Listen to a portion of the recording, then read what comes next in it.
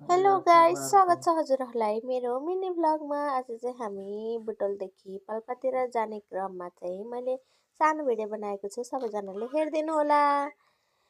सुरुमा चाहिँ हामी बुटोलबाट ट्याक्क गयौँ अनि अलि पर गएपछि चाहिँ हामी तेल राख्न भनेर पेट्रोल पम्पमा रोक्यौँ।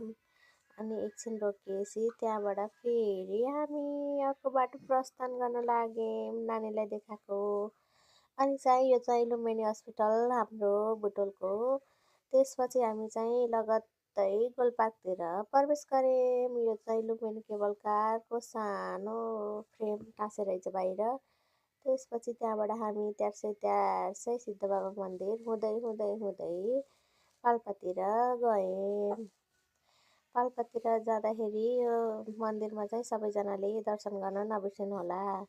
त्यहाँबाट अलि पर आउँदा यो केराबारीमा चाहिँ नेपालको झन्डा रहेछ, साह्रै राम्रो लाग्यो अनि मैले त पनि खिचिहालेँ।